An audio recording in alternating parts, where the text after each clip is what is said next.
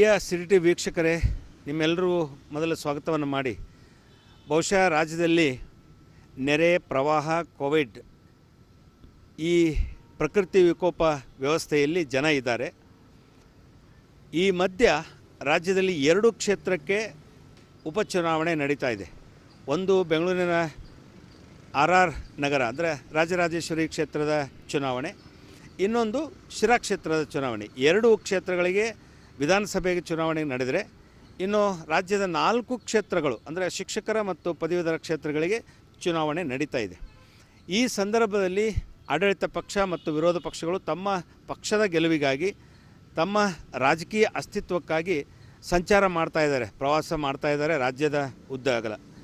ಅಂದರೆ ಪಶ್ಚಿಮ ಪದವೀಧರ ಕ್ಷೇತ್ರ 4 ಅಂದರೆ ಕಾರವಾರ ವಿಭಾಗಗಳನ್ನು ಈ ಭಾಗದಲ್ಲಿ ಇರುವಂಥ ಒಂದು ವ್ಯವಸ್ಥೆಯಲ್ಲಿ ಜನ ಅಂದರೆ ಸಚಿವರು ಮತ್ತು ಶಾಸಕರು, BJPಗೆ ಸಂಬಂಧಪಟ್ಟವರು, ಕಾಂಗ್ರೆಸ್ಸಿಗೆ ಸಂಬಂಧಪಟ್ಟವರು, JDSಗೆ ಸಂಬಂಧಪಟ್ಟವರು ಪ್ರವಾಸ ಮಾಡ್ತಾ ಇದ್ದಾರೆ. ಆ ಹಿನ್ನೆಲೆಯಲ್ಲಿ ಗದಗು ಕೂಡ ಆ ಕ್ಷೇತ್ರಕ್ಕೆ ಬರ್ತಿದೆ. ಪಶ್ಚಿಮ ಪದವೀಧರ ಮತಕ್ಷೇತ್ರಕ್ಕೆ ಗದಗು, ಹಾವೇರಿ, ಧಾರವಾಡ, ಕಾರವಾರ ಅಂದರೆ ಉತ್ತರ ಕನ್ನಡ ಜಿಲ್ಲೆ, ಈ 4 ಜಿಲ್ಲೆಗಳು ಬರೋದರಿಂದ ಈ ಭಾಗಕ್ಕೆ ತಮ್ಮ ತಮ್ಮ ಅಭ್ಯರ್ಥಿಗಳ ಗೆಲುವಿಗಾಗಿ ಪ್ರಚಾರ ಮಾಡಲಿಕ್ಕೆ ಸಂಚಾರ ಮಾಡ್ತಾ ಇದ್ದಾರೆ ಆಡಳಿತ ಪಕ್ಷ ಮತ್ತು ವಿರೋಧ ಪಕ್ಷ. ಈ ಹಿನ್ನೆಲೆಯಲ್ಲಿ ಸೋಮವಾರ ನಮ್ಮ ಗದಗ ಜಿಲ್ಲೆಗೆ ಸಮಾಜ ಕಲ್ಯಾಣ ಇಲಾಖೆಯ ನೂತನ ಸಚಿವರಾಗಿ ಅಧಿಕಾರ ಪಡೆದ ನಂತರ ನಮ್ಮ ಗದಗ ಜಿಲ್ಲೆಯ ಹಿಂದಿನ ಸಚಿವರು B. ಶ್ರೀರಾಮುಲು ಅವರು ಇವತ್ತು ಗದಗಿಗೆ ಬಂದಿದ್ದಾರೆ. ಅವರ ಜೊತೆಗೆ ಈ ಭಾಗದ ಸಂಸದರಾದ ಶಿವಕುಮಾರ್ ಉದಾಸಿ ಅವರು ಇದ್ದಾರೆ. ಇವರು ಇವತ್ತು ತಮ್ಮ ವಿಚಾರಗಳನ್ನು, ಅದು ಸರ್ಕಾರದ ಯೋಜನೆಗಳಿರ್ಬೋದು ಅಥವಾ ಇತರೆ ಯಾವುದೇ ಅವರ ಅಭಿವೃದ್ಧಿಪರವಾದಂಥ ಚಿಂತನೆಗಳನ್ನು ಚುನಾವಣಾ ಅರ್ಥವಾಗಿ ಕೇಂದ್ರ ಮತ್ತು ರಾಜ್ಯ ಸರ್ಕಾರಗಳ ವಿಚಾರವಾಗಿ ಇವತ್ತು ಪ್ರಚಾರ ಮಾಡ್ತಾ ಇದ್ದಾರೆ ಗದಗ ಜಿಲ್ಲೆಯಲ್ಲಿ. ಈ ಹಿನ್ನೆಲೆಯಲ್ಲಿ ಇವತ್ತು ಶ್ರೀರಾಮುಲು ಅವರ ಸ್ವಗೃಹ ಅಂದರೆ ಗದಗಿನಲ್ಲಿರುವಂಥ ಮನೆಯಲ್ಲಿ ಅವರು ಪತ್ರಿಕಾಗೋಷ್ಠಿಯನ್ನು ನಡೆಸ್ತಾ ಇದ್ದಾರೆ. ಈಗ ಕೆಲವೇ ಸೆಕೆಂಡ್ಗಳಲ್ಲಿ ಅವರು ಪತ್ರಿಕಾಗೋಷ್ಠಿಯಲ್ಲಿ ಏನು ಹೇಳಿದರು, ಅವರ ಜೊತೆಗೆ ಸಂಸದರಾದ ಶಿವಕುಮಾರ್ ಉದಾಸಿ ಅವರು ಏನು ಹೇಳಿದರು ಬನ್ನಿ ನೋಡಿ.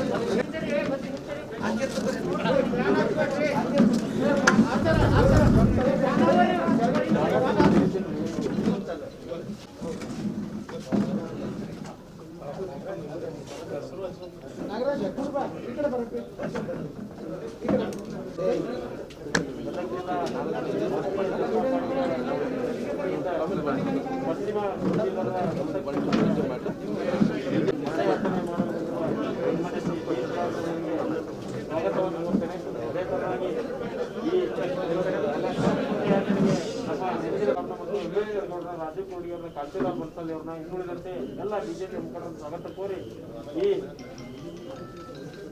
ಎಲ್ಲ ದೃಶ್ಯ ಮಾಧ್ಯಮದಲ್ಲೂ ಕೂಡ ಹೃತ್ಪೂರ್ವಕ ಸ್ವಾಗತವನ್ನು ಕೋರ್ತೇನೆ ಮತ್ತು ಭಾರತೀಯ ಜನತಾ ಪಾರ್ಟಿ ಎಲ್ಲ ಕಾರ್ಯಕರ್ತರು ರಾಹುಲ್ ಸಾಹೇಬರ ಅಭಿಮಾನಿಗಳನ್ನು ಕೂಡ ಸ್ವಾಗತವನ್ನು ಕೋರಿ ಉದ್ದೇಶಿಸಿ ಮಾತಾಡ್ತಾರೆ. ಎಲ್ಲರೂ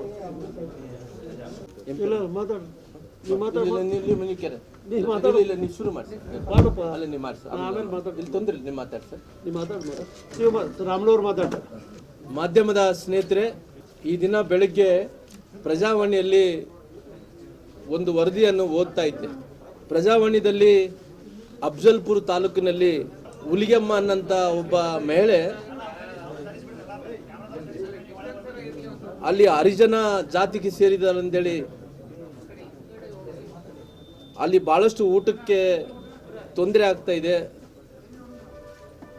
ಜೊತೆಯಲ್ಲಿ ಅಲ್ಲಿ ಜಾತಿಯನ್ನು ಹಿಡ್ಕೊಂಡು ಬಹಳಷ್ಟು ತಾರತಮ್ಯ ಆಗ್ತಾ ಇದೆ ಅನ್ನಂಥ ವಿಷಯವನ್ನು ಪ್ರಜಾವಾಣಿಯಲ್ಲಿ ನಾನು ಓದಿದ್ದೇನೆ. ಅದು ನಾನು ಆಲ್ರೆಡಿ ಅಧಿಕಾರಿಗಳ ಜೊತೆಯಲ್ಲಿ ವರದಿಯನ್ನು ಕೂಡ ಕಳಿಸಿಕೊಡ್ಬೇಕು ಅಂತೇಳಿ ಆಲ್ರೆಡಿ ನಾನು ಸೂಚನೆಯನ್ನು ಕೂಡ ಕೊಟ್ಟಿದ್ದೀನಿ. ಆ ಗಂಜಿ ಕಾಳಜಿ ಕೇಂದ್ರದಲ್ಲಿ ಏನು ಹುಲಿಗೆಮ್ಮನಂತ ಹರಿಜನ ಹೆಣ್ಮಗಳು ಅಲ್ಲಿ ತೊಂದರೆ ಆಗ್ತಾ ಇದೆ ಅನ್ನೋಂಥದ್ದೇನು ಮಾಧ್ಯಮಗಳಲ್ಲಿ ಬಂದಿದನೋ ಅದ್ರ ಬಗ್ಗೆ ನೇರವಾಗಿ ವರದಿಯನ್ನು ತರಿಸ್ಕೊಂಡು ಯಾವುದೇ ರೀತಿಯಲ್ಲಿ ತೊಂದರೆ ಆಗಲಾರ್ದಂತ ಕೂಡ ನೋಡ್ಕೊಂಡಂಥ ಕೆಲಸ ನಾನು ಮಾಡ್ತೀನಿ.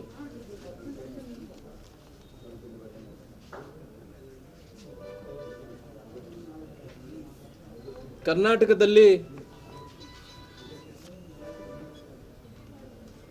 6 ಕಡೆ ಇವತ್ತು ವಿಧಾನಸಭೆ ಚುನಾವಣೆ, ವಿಧಾನ ಪರಿಷತ್ತಿನ ಚುನಾವಣೆ ನಡೀತಾ ಇದೆ.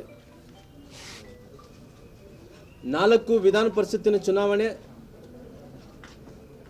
2 ವಿಧಾನಸಭೆಯ ಚುನಾವಣೆ ಕೂಡ ನಡೀತಾ ಇದೆ. ಇವತ್ತು ನಾನು ಮತ್ತು ನಮ್ಮ ಶಿವಕುಮಾರ್ ಉದಾಸಿಯವರು, ನಮ್ಮ ಪಕ್ಷದ ಎಲ್ಲ ಹಿರಿಯರ ಮುಖಂಡರು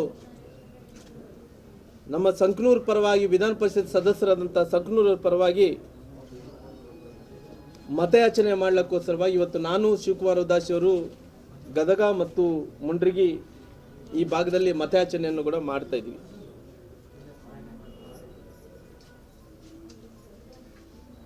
ಹಂಗಾಗಿ ನಾವು ಇವತ್ತು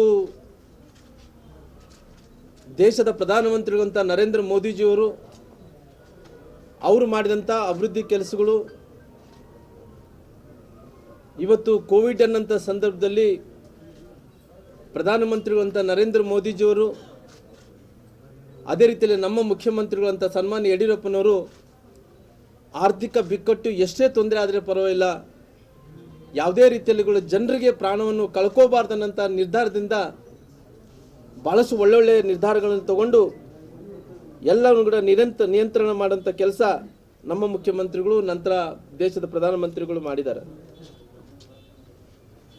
ಒಂದು ರೀತಿ ಇವತ್ತು ಏನು ಚುನಾವಣೆಗಳು ನಡೀತಾ ಇದ್ದಾವೋ, ಈ ಚುನಾವಣೆಗಳಲ್ಲಿ ವಿರೋಧ ಪಕ್ಷದ ನಾಯಕರಾದಂಥ ಸನ್ಮಾನ್ಯ ಸಿದ್ದರಾಮಯ್ಯನವರು ತಂತ್ರ ಆಗಿರ್ಬೋದು, ಅದೇ ರೀತಿ DK ಶಿವಕುಮಾರ್ ಅವರ ಕುತಂತ್ರಗಳಾಗಿರ್ಬೋದು, ತಂತ್ರ ಮತ್ತು ಕುತಂತ್ರಗಳು ಈ ಚುನಾವಣೆಯಲ್ಲಿ 6ಕ್ಕೂ 6 ವಿಧಾನ ಪರಿಷತ್ತು ಮತ್ತು ವಿಧಾನಸಭಾ ಚುನಾವಣೆಯಲ್ಲಿ ಗೆಲ್ಲಿತೀವಿ.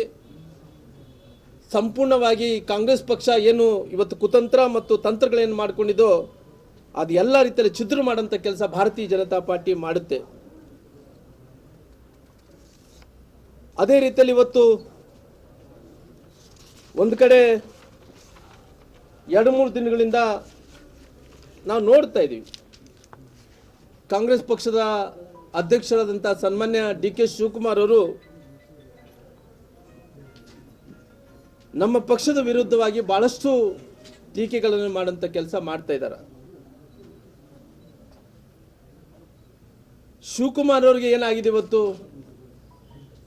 ಅವರು ಕಾಂಗ್ರೆಸ್ ಪಕ್ಷದ ಅಧ್ಯಕ್ಷರಾಗಿ ಇವತ್ತು ಇಡೀ ರಾಜ್ಯವನ್ನು ನೋಡ್ಕೊತಾ ಇದ್ದಾರೆ. ಜೊತೆಯಲ್ಲಿ ಅವರು ತಮ್ಮನ ಕ್ಷೇತ್ರ ಏನೇ DK ಶಿವಕುಮಾರ್ ಕ್ಷೇತ್ರದಲ್ಲಿ ಇವತ್ತು ರಾಜರಾಜೇಶ್ವರಿ ನಗರದಲ್ಲಿ ಚುನಾವಣೆ ನಡೀತಾ ಇದೆ. ಜನರು ಮತ್ತು ಅವ್ರ ಪಕ್ಷದ ನಾಯಕರೆಲ್ಲರೂ ಕೂಡ ಏನಂದರೆ, ಅಕಸ್ಮಿತವಾಗಿ ರಾಜರಾಜೇಶ್ವರಿ ನಗರದಲ್ಲಿ ಸೋತ್ರೆ ಅವ್ರು ಲೋಕಸಭಾ ಕ್ಷೇತ್ರದಲ್ಲ DK ಸುರೇಶ್ ಅವರು ಸೋತ್ರೆ ಏನಾಗುತ್ತೆ ಅಂದರೆ, ಇಡೀ ಕಾಂಗ್ರೆಸ್ ಪಕ್ಷದಲ್ಲಿದ್ದಂಥವ್ರು ಅವ್ರು ತಮ್ಮನ ಕ್ಷೇತ್ರನೇ ಗೆಲ್ಸ್ಕೊಳಕ್ಕಾಗಲಿಲ್ಲ, ಇನ್ನು ಇಡೀ ರಾಜ್ಯದಲ್ಲಿ ಕಾಂಗ್ರೆಸ್ ಪಕ್ಷನ ಯಾವ ರೀತಿಯಲ್ಲಿ ಗೆಲ್ಸ್ಕೊತಾರೆ ಅಂತೇಳಿ ನಾವು ವಿರೋಧ ಪಕ್ಷದವ್ರು ಮಾತಾಡೋದು ಬೇಕಾಗಿಲ್ಲ, ಆದರೆ ಇವರು ಕಾಂಗ್ರೆಸ್ ಪಕ್ಷದವ್ರು ಮಾತಾಡೋಂಥ ಕೆಲಸ ಆಗುತ್ತೆ ಅಂತೇಳಿ ಭಾಳಷ್ಟು ಡಿಸ್ಪ್ರೇಟ್ ಆಗಿದ್ದಾರೆ. ಯಾವ ರೀತಿಯಲ್ಲಿ ಡಿಸ್ಪ್ರೇಟ್ ಆಗಿದ್ದಾರೆ ಅಂದರೆ, ಅವರು ಏನಪ್ಪ ಎಂಥ ಪರಿಸ್ಥಿತಿಯಲ್ಲಿ ಕೂಡ ನಾವು ಗೆಲ್ಲಿಸ್ಕೋಬೇಕು ಅಂತೇಳಿ ಒಂದು ಪ್ರಯತ್ನವನ್ನು ಕೂಡ ಮಾಡ್ತಾ ಇದ್ದಾರೆ. ಅದಕ್ಕೋಸ್ಕರವಾಗಿ ಇವತ್ತು ಕಾಂಗ್ರೆಸ್ ಪಕ್ಷ ಈ ದೇಶವನ್ನು ಸುಮಾರಾಗಿ 60 ವರ್ಷಗಳ ಕಾಲ ಆಡಳಿತ ಮಾಡಿದೆ. ಆದರೆ ಒಬ್ಬ ಕ್ಯಾಂಡಿಡೇಟ್ ಕೂಡ ಸಿಗಂತ ಅವ್ರಿಗೆ ಶಕ್ತಿ ಇಲ್ಲ. ಒಬ್ಬ ಓದ್ಕೊಂಡಿದ್ದಂಥ ಒಬ್ಬ ಮಹಿಳೆ ಅಂತಂದು ಅಲ್ಲಿ ಅಭ್ಯರ್ಥಿ ಏನು ಮಾಡಿದಾರೋ ಅದು ಜನರು ಗಮನಿಸ್ತಾ ಇದ್ದಾರೆ. ಭಾರತೀಯ ಜನತಾ ಪಾರ್ಟಿ ಇವತ್ತು ನಮಗೆ 6ಕ್ಕೂ 6 ವಿಧಾನಸಭಾ ಕ್ಷೇತ್ರದಲ್ಲಿ ಭಾರತೀಯ ಜನತಾ ಪಾರ್ಟಿ ಅಭ್ಯರ್ಥಿಗಳು ಗೆಲ್ಲಿದ್ದಾರೆ. ಜೊತೆಲಿ DK ಶಿವಕುಮಾರ್ ಅವರು ಯಾವ ರೀತಿಯಲ್ಲಿ ಆಗಿದ್ದಾರೆ, ಒಂದು ಚಕ್ರವ್ಯೂಹದಲ್ಲಿ ಸಿಲುಕಿದ್ದಾರೆ. ಯಾವ ರೀತಿಯಲ್ಲಿ ಅಭಿಮನ್ಯು ಚಕ್ರವ್ಯೂಹದಲ್ಲಿ ಸಿಗಾಕೊಂಡಿದ್ರು, DK ಶಿವಕುಮಾರ್ ಅವರು ಕೂಡ ಚಕ್ರವ್ಯೂಹದಲ್ಲಿ ಸಿಗಾಕೊಂಡಿದ್ದಾರೆ. ಅದಕ್ಕೋಸ್ಕರವಾಗಿ ಭಾರತೀಯ ಜನತಾ ಪಾರ್ಟಿ ಇವತ್ತು ಸಂಪೂರ್ಣವಾಗಿ 6 ವಿಧಾನಸಭಾ ಕ್ಷೇತ್ರದಲ್ಲಿ ಗೆಲ್ಲಬೇಕು. ಜೊತೆಲಿ ನಮ್ಮ ಈ 5 ಜಿಲ್ಲೆಗಳಲ್ಲಿ ಏನು ವಿಧಾನ ಪರಿಷತ್ ಚುನಾವಣೆ ಆದಂಥ ಸಂಕನೂರವರು ಕೂಡ ಗೆಲ್ಲಬೇಕನ್ನಂಥ ಅದಕ್ಕೋಸ್ಕರವಾಗಿ ಇವತ್ತು ಪ್ರಚಾರವನ್ನು ಕೂಡ ಮಾಡ್ತಾ ಇದ್ವಿ. ಇವತ್ತು ಉದಾಹರಣೆಯಾಗಿ ಶಿರಾದಲ್ಲಿ ಕೂಡ ಉಪಚುನಾವಣೆ ನಡೀತಾ ಇದೆ. ಶಿರಾದಲ್ಲಿ ಉಪಚುನಾವಣೆಯಲ್ಲಿ 1978ರಲ್ಲಿ ಜಯಚಂದ್ರ ಅವರು 6 ಬಾರಿ ಗೆದ್ದಿದ್ದಾರೆ. 6 ಬಾರಿ ಗೆದ್ದಂಥ ಜಯಚಂದ್ರ ಅವರು ಬಹಳಷ್ಟು ಮಂತ್ರಿಗಳಾಗಿ ಬಹಳಷ್ಟು ಸಾರಿ ಏನು ಇಲಾಖೆ ಬೇಕೋ ಎಲ್ಲ ಇಲಾಖೆ ಮಂತ್ರಿಗಳಾಗಿದ್ದಾರೆ. ಆದರೆ ಕಳೆದ ಚುನಾವಣೆಯಲ್ಲಿ ಕೂಡ ಅವರು ಸೋಲಿಸಿದ್ದಾರೆ. ಕಳೆದ ಚುನಾವಣೆಯಲ್ಲಿ ಸೋಲಿಸಿದ್ರಂತ ಈ ಚುನಾವಣೆಯಲ್ಲಿ ಕೂಡ ಜನರು ಸೋಲಿಸಂತ ಕೆಲಸ ಮಾಡ್ತಾರೆ. ಯಾಕಂದ್ರೆ ಇವತ್ತು ನಮ್ಮ ರಾಜ್ಯದ ಮುಖ್ಯಮಂತ್ರಿಗಳಂತ ಸನ್ಮಾನ್ಯ ಯಡಿಯೂರಪ್ಪರು ಯುವ ನಾಯಕರಾದಂಥ ಸನ್ಮಾನ್ಯ ಅವ್ರ ಪುತ್ರರಾದಂಥ ವಿಜೇಂದ್ರ ಅವರು ಅಲ್ಲಿ ಉಸ್ತುವಾರಿಯನ್ನು ವಹಿಸಿಕೊಂಡಿದ್ದಾರೆ. ಅವರು ಮುಂದಾಳತ್ವದಲ್ಲಿ ಚುನಾವಣೆ ನಡೆಸ್ತಾ ಇದ್ದೀವಿ. ಅವರು ಬಹಳಷ್ಟು ಚಾಣಕ್ಯರು, ಅದೇ ರೀತಿಯಲ್ಲಿ ಶ್ರಮಜೀವಿ ಕೂಡ ಇದ್ದಾರೆ. ಅದಕ್ಕೋಸ್ಕರವಾಗಿ ನಮ್ಮ ಮುಖ್ಯಮಂತ್ರಿ ಎಲ್ಲ ಶಾಸಕರು ಮಂತ್ರಿಗಳೆಲ್ಲರೂ ಸೇರಿಕೊಂಡು ಈ ಚುನಾವಣೆಯನ್ನು ಎದುರಿಸ್ತೀವಿ, ಈ ಚುನಾವಣೆಯಲ್ಲಿ ಗೆಲ್ತೀವಿ ಅನ್ನೋಂಥ ವಿಶ್ವಾಸ ಕೂಡ ನಮ್ಮಲ್ಲಿ ಇದೆ. ಅದಕ್ಕೋಸ್ಕರವಾಗಿ ಇವತ್ತು ಭಾರತೀಯ ಜನತಾ ಪಾರ್ಟಿ ಇವತ್ತು ಒಂದು ಕಡೆ ನೆರೆಹಾವಳಿ ಆಗ್ತಾ ಇದೆ. ನಮ್ಮ ಮುಖ್ಯಮಂತ್ರಿಗಳು 21ನೇ ತಾರೀಕಿಗೆ ವೈಮಾನಿಕ ಸಮೀಕ್ಷೆ ಕೂಡ ಮಾಡಬೇಕು ಅಂತೇಳಿ ಆಲ್ರೆಡಿ ಒಂದು ತೀರ್ಮಾನವನ್ನು ಕೂಡ ತೊಗೊಂಡಿದ್ದಾರೆ. ಆಲ್ರೆಡಿ ನೆರೆಹಾವಳಿ ಮತ್ತು ಏನು ಫ್ಲಡ್ಸ್ ಸಲುವಾಗಿ ಕೂಡ 88 ಕೋಟಿ ರೂಪಾಯಿ ಅನುದಾನವನ್ನು ಕೂಡ ಬಿಡುಗಡೆ ಮಾಡೋಂಥ ಕೆಲಸ ಮಾಡಿದ್ದಾರೆ. ರಾಷ್ಟ್ರೀಯ ವಿಪತ್ತು ಅಂತೇಳಿ ಘೋಷಣೆ ಮಾಡಬೇಕೆಂದೇಳಿ ಕೇಂದ್ರ ಸರ್ಕಾರ ಕೂಡ ನಾವು ಕೇಳ್ಕೊಂಡಿದ್ವಿ. ಆದಷ್ಟು ಶೀಘ್ರದಲ್ಲೇ ರಾಷ್ಟ್ರೀಯ ವಿಪತ್ತು ಆದರೆ ಚೆನ್ನಾಗಿರುತ್ತೆ ಅಂತೇಳಿ ಎಲ್ಲರೂ ಕೂಡ ವಿನಂತಿಯನ್ನು ಕೂಡ ಮಾಡ್ಕೊಂಡಂಥ ಕೆಲಸ ಮಾಡಿದ್ವಿ. ಸರಿ,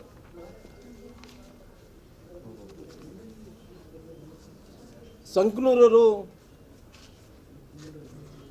ಈ ಭಾಗದಲ್ಲಿ ಶೈಕ್ಷಣಿಕ ರಂಗದಲ್ಲಿ ತಗೊಳ್ರಿ, ಜೊತೆಲಿ ಸಮಾಜ ಸೇವೆದ ಬಗ್ಗೆ ತಗೊಳ್ರಿ, ಈ ಭಾಗದಲ್ಲಿದ್ದಂಥ ಜನಪ್ರತಿನಿಧಿಗಳು ಜೊತೆಲಿ ಲೋಕಲ್ ಬಾಡಿ ಸಮಸ್ಯೆಗಳ ಬಗ್ಗೆ ವಿಧಾನ ಪರಿಷತ್ತಲ್ಲಿ ಬಹಳಷ್ಟು ಸಾರಿ ಧ್ವನಿ ಕೂಡಿಸುವಂಥ ಕೆಲಸ ಮಾಡಿದ್ದಾರೆ. ವಿಶೇಷವಾಗಿ ಇವತ್ತು ಸಂಕನೂರವರು ಕಳೆದ ಬಾರಿ ಕೂಡ ಈ ಭಾಗದ ಜನರ ಆಶೀರ್ವಾದನ ಮಾಡಿದ್ರು. ಈ ಬಾರಿ ಕೂಡ ನಮ್ಮ ಮಂತ್ರಿಗಳು, ನಮ್ಮ ಶಾಸಕರು, ನಮ್ಮ ಸಂಸದರು ಎಲ್ಲರೂ ಕೂಡ ಸೇರಿಕೊಂಡು ಸಂಕನೂರನ್ನ ಗೆಲ್ಲಿಸ್ಕೊಳ್ಳೋಂಥ ಪ್ರಯತ್ನ ಮಾಡ್ತೀವಿ, ಗೆಲ್ಲಿಸ್ಕೊಳ್ತೀವಿ. ಏನು ಇವತ್ತು ಸಮಾಜ ಕಲ್ಯಾಣ ಇಲಾಖೆಯ ಹೊಸದಾಗಿ ಜವಾಬ್ದಾರಿಯನ್ನು ಕೊಟ್ಟ ನಂತರ ಮುಖ್ಯಮಂತ್ರಿಗಳು 10 ವರ್ಷಗಳ ಕಾಲ, ಯಾಕಂದರೆ ನಾನು ಒಂದು ಟೈಮ್ ಬೌಂಡನ್ನು ಫಿಕ್ಸ್ ಮಾಡ್ಕೊಂಡಿದ್ದೀನಿ, 10 ವರ್ಷಗಳಲ್ಲಿ ನಮ್ಮ ಸಮಾಜ ಕಲ್ಯಾಣ ಇಲಾಖೆಯಲ್ಲಿ ಏನು ಶಾಲೆಗಳು, ವಸತಿ ಶಾಲೆಗಳು ಇದಾವೋ 10 ವರ್ಷಗಳಲ್ಲಿ ಒಬ್ಬ ಹುಡುಗಿ ಆಗಿರ್ಬೋದು, ಅವರು ಒಲಿಂಪಿಕ್ದಲ್ಲಿ ಪಾರ್ಟಿಸಿಪೇಟ್ ಮಾಡಬೇಕು ಅಂಥ ವ್ಯವಸ್ಥೆ ಬದಲಾವಣೆ ಆಗಬೇಕನ್ನಂಥ ಪ್ರಯತ್ನವನ್ನು ಕೂಡ ಮಾಡ್ತಾ ಇದ್ದೀನಿ. ಅನೇಕ ವಿಚಾರಗಳನ್ನು ದೇವರಾಜ ಅರಸೂರಿಂದ ಮೊನ್ನೆ ನಮ್ಮ MP ಅವರಾದಂಥ ಶಿವಕುಮಾರ್ ಅವರು ಬಂದಿದ್ದರು. ರಾಮ್ಲವರು ಯಾರ್ಯಾರು ಈ ರಾಜ್ಯದ ಮುಖ್ಯಮಂತ್ರಿಗಳಾಗಿ, ಯಾರ್ಯಾರು ಸಮಾಜ ಕಲ್ಯಾಣ ಸಚಿವರಾಗಿ ಏನೇನು ನಿರ್ಧಾರಗಳನ್ನು ತೊಗೊಂಡಿದ್ದಾರೆ ಅದ್ರ ಬಗ್ಗೆ ನೀವು ಒಂದು ಅಧ್ಯಯನವನ್ನು ಮಾಡಿರಿ. ಅದನ್ನು ನೋಡಿದ ನಂತರ ಈ ಇಲಾಖೆಯಲ್ಲಿ ಇವತ್ತು SC ST ಜನಾಂಗಕ್ಕೆ ಇವತ್ತು ಯಾವ ರೀತಿಯಲ್ಲಿ ಒಂದು ಬದಲಾವಣೆ ಆಗಬೇಕು, ಯಾವ ರೀತಿಯಲ್ಲಿ ಹೊಸ ಯೋಜನೆಗಳು ತರಬೇಕು, ಅದಕ್ಕೋಸ್ಕರವಾಗಿ ಒಂದು ಕಾನ್ಸಂಟ್ರೇಷನ್ ಮಾಡಿ ಅಂತೇಳಿ ನಮ್ಮ MP ಅವರು ಅದು ಕೂಡ ಸಜೆಷನ್ ಕೊಟ್ಟಿದ್ದಾರೆ. ಅದೇ ರೀತಿಯಲ್ಲಿ ದೇಶದ ಪ್ರಧಾನಮಂತ್ರಿಗಳಂತ ನರೇಂದ್ರ ಮೋದಿಜಿಯವರು ಕೂಡ ಈ ಹಿಂದುಳಿದಂಥ ಮತ್ತು ಸಮಾಜ ಕಲ್ಯಾಣ ಇಲಾಖೆಗೆ ಕೂಡ ಒಂದು ಒತ್ತನ್ನು ಕೊಡೋಂಥ ಕೆಲಸ ಮಾಡ್ತಾಯಿದ್ರೆ. ಕೇಂದ್ರದಿಂದ ಕೂಡ ಸಾಕಷ್ಟು ಅನುದಾನ ಕೂಡ ಬರ್ತಾ ಇದೆ. ಅದು ಕೇಂದ್ರದ ಅನುದಾನ ಮತ್ತು ರಾಜ್ಯದ ಅನುದಾನವನ್ನು ಬಳಕೆ ಮಾಡಿಕೊಂಡು 10 ವರ್ಷಗಳ ಟಾರ್ಗೆಟನ್ನು ಇಟ್ಕೊಂಡಿದ್ದೀನಿ. ಇವತ್ತು ಎಲ್ಲ ರೀತಿಯಲ್ಲಿ ಕೂಡ ಒಂದು ಬದಲಾವಣೆ ಮಾಡೋಂಥ, ಹೊಸ ಕ್ರಾಂತಿಯನ್ನು ಮಾಡೋಂಥ ಕೆಲಸ ಸಮಾಜ ಕಲ್ಯಾಣ ಇಲಾಖೆಯಲ್ಲಿ ಮಾಡ್ತೀನಿ. ನೋಡಿರಿ, ಭಾರತೀಯ ಜನತಾ ಪಾರ್ಟಿಯಲ್ಲಿ ಲೋಕಸಭೆ ಚುನಾವಣೆಗಳು ತಗೊಳ್ರಿ, ವಿಧಾನಸಭೆ ಚುನಾವಣೆಗಳನ್ನು ತಗೊಳ್ರಿ, ಅವತ್ತಿದ್ದಂಥ ಪರಿಸ್ಥಿತಿಯಲ್ಲಿ ಜನರು ರಾಮ್ಲವ್ರಿಗೆ ಒಂದು ಅವಕಾಶವನ್ನು ಸಿಗಬೇಕು ಅಂತೇಳಿ ಜನರು ಒಂದು ರೀತಿ ಅವ್ರ ಆಸೆ ಆಗಿತ್ತು. ಆಸೆ ತಕ್ಕಂಗೆ ನಮ್ಮ ನಾಯಕರು ಕೂಡ ಅವತ್ತಿನ ಸಂದರ್ಭದಲ್ಲಿ ರಾಮ್ಲವರು ಆದರೆ ಚೆನ್ನಾಗಿರುತ್ತೆ ಅನ್ನೋಂಥ ಭಾವನೆಗಳು ಬಂದಿತ್ತು. ಬೇರೆ ಬೇರೆ ಕಾರಣಗಳಿಂದ ಇವತ್ತೇನು ಅವಕಾಶನ ಸಿಕ್ಕಿಲ್ಲನೋ. ನಮ್ಮ ಭಾರತೀಯ ಜನತಾ ಪಾರ್ಟಿ ಪೂರ್ಣ ಪ್ರಮಾಣದ ಅಧಿಕಾರ ಬಂದಿದ್ರೆ ಅವತ್ತಿನ ಸಂದರ್ಭದಲ್ಲಿ ಆಗ್ತಾ ಇದ್ವಿ ಅನ್ನೋ ಗೊತ್ತಿಲ್ಲ. ಆದರೆ ಬೇರೆ ಬೇರೆ ಕಾರಣಗಳಿಂದ ನಮಗೆ ಅಧಿಕಾರ ಬರಲಿಕ್ಕಾಗಲಿಲ್ಲ. ನಂತರ ಅಧಿಕಾರ ಪಡ್ಕೊಂಡ್ವಿ. ಅದಕ್ಕೋಸ್ಕರವಾಗಿ ಮುಂದಿನ ದಿನಗಳಲ್ಲಿ ಭಾರತೀಯ ಜನತಾ ಪಾರ್ಟಿಯಲ್ಲಿ ನಮ್ಮ ನಾಯಕರು ಅವ್ರ ಮೇಲೆ ವಿಶ್ವಾಸ ಇದೆ, ನಮ್ಮ ಮುಖ್ಯಮಂತ್ರಿಗಳು ರಾಷ್ಟ್ರೀಯ ನಾಯಕರ ಮೇಲೆ ವಿಶ್ವಾಸ ಇದೆ. ಮುಂದಿನ ದಿನಗಳಲ್ಲಿ ಅವಕಾಶನ ಮಾಡಿಕೊಡ್ತಾರೆ, ಸೂಕ್ತ ಸಮಯದಲ್ಲಿ ಅವಕಾಶನ ಮಾಡಿಕೊಡ್ತಾರೆ. ನಿಮಗೆ ನಿನ್ನೆ ಬಂದಂಥ ವರದಿ ಬಗ್ಗೆ ತಾವು ಕೇಳ್ತಾ ಇದ್ರಲ್ಲ, ಕಾರಜೋಳ ಅವ್ರ ವಿಚಾರದ ಬಗ್ಗೆ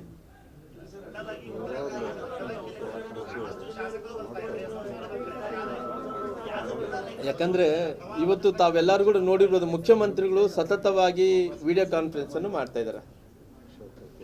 ನಮ್ಮ ಅಶೋಕ್ ಅವರು ಕೂಡ, ನಮ್ಮ ಕಂದಾಯ ಮಂತ್ರಿಗಳು ಕೂಡ ರಾಜ್ಯ ಪ್ರವಾಸವನ್ನು ಮಾಡ್ತಾ ಇದ್ದಾರೆ. ಆಲ್ರೆಡಿ ನಿಮ್ಗೆಲ್ಲರಿಗೂ ಗೊತ್ತಿರ್ಬೋದು, ಒಂದು ಕಡೆ ನಮ್ಮ ಮುಖ್ಯಮಂತ್ರಿಗಳು ಆಲ್ರೆಡಿ 81 ಕೋಟಿ ರೂಪಾಯಿ ಅನುದಾನವನ್ನು ಕೂಡ ಬಿಡುಗಡೆ ಅಂತ ಕೆಲಸ ಮಾಡಿದ್ದಾರೆ. ನಂತರ ಎಲ್ಲ ಉಸ್ತುವಾರಿ ಸಚಿವರಿಗೆ ಒಂದು ಜವಾಬ್ದಾರಿಯನ್ನು ಕೊಟ್ಟಿದ್ದಾರೆ. ನಿಮ್ಮ ಜಿಲ್ಲೆಗಳಲ್ಲಿ ಏನು ನೆರೆ ಹಾವಳಿ ಆಗ್ತಾ ಇದೆಯೋ ಅದ್ರ ಬಗ್ಗೆ ಕಾನ್ಸಂಟ್ರೇಷನ್ ಮಾಡಿ ಜೊತೆಲಿ ವರದಿಯನ್ನು ಕೊಡ್ರಿ ಅನ್ನೋಂಥದ್ದು ಮುಖ್ಯಮಂತ್ರಿಗಳು ಆಲ್ರೆಡಿ ಸೂಚನೆ ಕೊಟ್ಟಿರೋ ಕಾರಣ ಎಲ್ಲ ಮಂತ್ರಿಗಳು ಮಾಡೋಂಥ ಕೆಲಸ ಮಾಡ್ತಾ ಇದ್ದಾರೆ. ಮುಖ್ಯಮಂತ್ರಿಗಳು ಆಲ್ರೆಡಿ ನಮ್ಮ ಸರ್ಕಾರ ಯಾವುದೇ ರೀತಿಯಲ್ಲಿ ಕೂಡ ವೈಫಲ್ಯ ಆಗಿಲ್ಲ. ಕಳೆದ ಬಾರಿ ಕೂಡ ನೀವೆಲ್ಲ ನೋಡಿರ್ಬೋದು, ಇದೇ ರೀತಿ ಫ್ಲಡ್ಸ್ ಆದಂಥ ಟೈಮಲ್ಲಿ ಮುಖ್ಯಮಂತ್ರಿಗಳು ಸ್ವತಃ ಬೆಳಗಾಮದಲ್ಲಿ 2 ದಿನಗಳ ಕಾಲ ಅವರೇ ಇದ್ದು ಎಲ್ಲ ಜಿಲ್ಲೆಗಳಿಗೆ ಪ್ರವಾಸ ಮಾಡಿ ಏನೇನು ಅನುದಾನ ಕೇಂದ್ರದಿಂದ ತರಬೇಕಾಯಿತು, ರಾಜ್ಯದಿಂದ ಏನೇನು ಕೊಡಬೇಕಾಯಿತು ಎಲ್ಲವನ್ನು ಕೂಡ ಹಣವನ್ನು ಕೊಡಿಸೋಂಥ ಕೆಲಸ ಮಾಡಿದ್ದಾರೆ. ಇವತ್ತು ವಿಶೇಷವಾಗಿ ತಾವು ಏನು ಯಾದಗಿರಿ ಮತ್ತು ಕಲಬುರಗಿ, ಬಿಜಾಪುರ ಮತ್ತು ರಾಯಚೂರು ಜಿಲ್ಲೆಯಲ್ಲಿ ಫ್ಲಡ್ಸ್ ಜಾಸ್ತಿ ಆಗ್ತದೆ, ಜಿಲ್ಲಾ ಮಂತ್ರಿಗಳು ಕಾಣ್ತಾ ಇಲ್ಲ ನಂತರ ತಾವು ಏನು ಪ್ರಶ್ನೆ ಇರ್ತಾ ಇದ್ರು, ಆಲ್ರೆಡಿ ಎಲ್ಲ ಜಿಲ್ಲಾ ಮಂತ್ರಿಗಳು ಕೂಡ ಕೆಲಸ ಮಾಡ್ತಿದ್ದಾರೆ. ಆ ವರದಿಯನ್ನು ಕೂಡ ಮುಖ್ಯಮಂತ್ರಿ ಕೊಡಬೇಕಂತೇಳಿ ಡೆಡ್ಲೈನ್ ಕೂಡ ಇಟ್ಟಿದ್ದಾರೆ. ಕೇಂದ್ರಕ್ಕೆ ಕೂಡ ಒಂದು ವರದಿಯನ್ನು ಕೂಡ ಒಪ್ಪಿಸೋಂಥ ಕೆಲಸ ಮಾಡ್ತೀವಿ. ಶಾಲಾ ಕಾಲೇಜುಗಳ ಬಗ್ಗೆ ಏನು ಓಪನ್ ಆಗಬೇಕಾ, ಓಪನ್ ಆಗಬಾರ್ದು ಅನ್ನೋಂಥ ವಿಚಾರದ ಬಗ್ಗೆ ಆಲ್ರೆಡಿ ತಜ್ಞರ ಸಮಿತಿ ಕೆಲಸವನ್ನು ಮಾಡ್ತಾ ಇದೆ. ಈ ತಜ್ಞರ ಸಮಿತಿ ಏನು ವರದಿಯನ್ನು ಕೊಡ್ತದೆ, ಹೆಂಗಿದೆ ಇಲ್ಲಿ ತನಕ ಇದೆ ಕೇಂದ್ರ ಸರ್ಕಾರ ನಿರ್ಧಾರಗಳನ್ನು ತಗೊಳ್ರಿ ಅನ್ನೋಂಥ ಟೈಮಲ್ಲಿ ಅವರು ಏನು ವಿವೇಚನವನ್ನು ರಾಜ್ಯ ಸರ್ಕಾರಕ್ಕೆ ಬಿಟ್ಟು ಕೊಟ್ಟಿದ್ದಾರೆ. ಆ ವಿವೇಚನೆಯನ್ನು ಬಿಟ್ಟುಕೊಟ್ಟಂಥ ಸಂದರ್ಭದಲ್ಲಿ ಎಲ್ಲೋ ಒಂದು ಕಡೆ ಮಕ್ಕಳನ್ನ ಮತ್ತು ಪೋಷಕರನ್ನ ಕಾನ್ಫಿಡೆನ್ಸ್ ತಗೊಂಡು ಯಾವುದೇ ರೀತಿಯಲ್ಲಿ ಶಾಲೆಗಳು ಕಾಲೇಜುಗಳು ಪ್ರಾರಂಭ ಆದಂಥ ಟೈಮಲ್ಲಿ ಯಾವುದೇ ರೀತಿಯಲ್ಲಿ ತೊಂದರೆ ಆಗಬಾರ್ದು. ಅದಕ್ಕೋಸ್ಕರವಾಗಿ ಅದರ ಬಗ್ಗೆ ನಾವು ಅಧ್ಯಯನದ ಹತ್ರ ಒಂದು ಹಿರಿಯರ ಜೊತೆಲಿ ಒಂದು ಕಮಿಟಿ ಮಾಡಿ ಒಂದು ರಿಪೋರ್ಟನ್ನು ಕೂಡ ಕೇಳ್ತೀವಿ. ರಿಪೋರ್ಟ್ ಬಂದ ನಂತರ ತೀರ್ಮಾನವನ್ನು ತೊಗೊತೀವಿ. ಆಲ್ರೆಡಿ ಶ್ರೀಗಳ ಜೊತೆಲಿ ನಾನು ಕೂಡ ಮುಂಚೆಯಿಂದ ಕೂಡ ಅವ್ರ ಜೊತೆಲಿ ಕೂಡ ಒಡನಾಟವನ್ನು ಮಾಡ್ಕೊತಾ ಇದ್ದೀನಿ. ಈ ಜನಸಂಖ್ಯೆಯ ಆಧಾರದ ಮೇಲೆ ಏನು ಮೀಸಲಾತಿ ವಿಚಾರದಲ್ಲಿ ಬೇಕು ಅನ್ನೋಂಥದ್ದು ಏನು ಹೋರಾಟ ಕಳೆದ ಸರ್ಕಾರದಲ್ಲಿ ಕೂಡ ಶ್ರೀಗಳು ಮಾಡಿದರು, ಪಾದಯಾತ್ರೆಯನ್ನು ಕೂಡ ಮಾಡಿದರು. ಇವತ್ತು ಕೂಡ ಎಲ್ಲ ಜಿಲ್ಲೆಗಳಿಗೆ ಹೋಗಿ ಈ ಸರ್ಕಾರಕ್ಕೆ ನಾನು ಗಡುವು ಕೊಡ್ತಾ ಇದ್ದೀನಿ, 7.5% ಮೀಸಲಾತಿ ಕೊಡಬೇಕು ಅನ್ನೋಂಥದ್ದು ಶ್ರೀಗಳು ಆಲ್ರೆಡಿ ಎಲ್ಲ ಜಿಲ್ಲೆಗಳಲ್ಲಿ ಪ್ರವಾಸ ಮಾಡ್ತಾ ಇದ್ದಾರೆ. ಆಲ್ರೆಡಿ ನಾಗಮೋಹನ್ ದಾಸ್ ವರದಿ ಆಲ್ರೆಡಿ ಸರ್ಕಾರಕ್ಕೆ ಕೊಟ್ಟಿದ್ದಾರೆ. ಆಲ್ರೆಡಿ ಈ ವರದಿಯನ್ನು ಕೊಟ್ಟಂಥ ಸಂದರ್ಭದಲ್ಲಿ ಮುಖ್ಯಮಂತ್ರಿಗಳ ಹತ್ರ ಕೂಡ ಚರ್ಚೆ ನಡೀತಾ ಇದೆ. ಮೊನ್ನೆ ಎಲ್ಲ ಶಾಸಕರು, ನಮ್ಮ ST ಸಂಬಂಧಪಟ್ಟಿದಂಥ ಎಲ್ಲ ಶಾಸಕರು ಸೇರಿ ನಮ್ಮ ಹಿರಿಯರ ಜೊತೆಲಿ ಕೂಡ ಮಾತಾಡಿದ್ವಿ. ಅದ್ರ ಬಗ್ಗೆ ಒಂದು ಅಂತಿಮವಾದಂಥ ತೀರ್ಮಾನವನ್ನು ತಗೋಬೇಕಾಯಿತು. ಈ ಅಂತಿಮವಾದಂಥ ತೀರ್ಮಾನವನ್ನು ಶೀಘ್ರದಲ್ಲೇ ತಗೊಳ್ಳೋಂಥ ಕೆಲಸ ಮಾಡ್ತೀವಿ. ಈ ಸಮಾಜ ಕಲ್ಯಾಣ ಇಲಾಖೆ ಜವಾಬ್ದಾರಿನ ಯಾರು ಮಾಡ್ತಾಯಿದ್ರು? ಗೋವಿಂದ ಕಾರಜೋಳ ಮಾಡ್ತಾಯಿದ್ರು. ಅವರು ಈ ಗೋವಿಂದ ಕಾರಜೋಳ ಈ ರಾಜ್ಯದ ಉಪಮುಖ್ಯಮಂತ್ರಿ, ಅವ್ರ ಹತ್ರ ತೊಗೊಂಡು ನನಗೆ ಕೊಟ್ಟಾರಂದರೆ ಅಲ್ಲೇನ ಭ್ರಷ್ಟಾಚಾರ ಹಗರಣ ಆಗಿದೆ ಅಂತೇಳಿ ಅಲ್ಲ, ಹಂಗಲ್ಲ. ಯಾಕಂದ್ರೆ ಮುಖ್ಯಮಂತ್ರಿಗಳು ಕೆಲವೊಂದು ಸಾರಿ ಈ ನಿರ್ಧಾರಗಳನ್ನು ತಾಂತ್ರಿಕವಾಗಿ ತಗೋಬೇಕಾಗುತ್ತೆ. ಯಾಕಂದ್ರೆ ಮುಂಚೆ ಕೂಡ ನಾನು ಸಮಾಜ ಕಲ್ಯಾಣ ಇಲಾಖೆ ಬೇಕು ಅಂತೇಳಿ ನಾವು ಮುಂಚೆ ಕೇಳಿದ್ವಿ. ನಾನು ಸರ್ಕಾರ ಅಧಿಕಾರಕ್ಕೆ ಬಂದ ನಂತರ ನಾನು ನಮ್ಮ ಉದಾಸಿಯವರು ಎಲ್ಲರೂ ಕೂಡ ಸಮಾಜ ಕಲ್ಯಾಣ ಇಲಾಖೆ ಎದುರಿನ ಎಲ್ಲರಿಗೆ ಒಂದು ಸಹಾಯವನ್ನು ಮಾಡ್ಬೋದು, ಡೆವಲಪ್ಮೆಂಟ್ ಮಾಡ್ಬೋದು ಅಂತೇಳಿ ಕನ್ಸಲ್ಟನ್ನು ಕೂಡ ನಾವು ಇಟ್ಕೊಂಡಂಥ ಟೈಮಲ್ಲಿ ಅವತ್ತಿನ ಸಂದರ್ಭದಲ್ಲಿ ಕೊಡ್ಲಿಕ್ಕೆ ಆಗಲಿಲ್ಲ. ಇವತ್ತು ಅವಕಾಶ ಬಂದಿದೆ, ಇವತ್ತು ಸಮಾಜ ಕಲ್ಯಾಣ ಜವಾಬ್ದಾರಿಯನ್ನು ಕೊಟ್ಟಿದ್ದಾರೆ.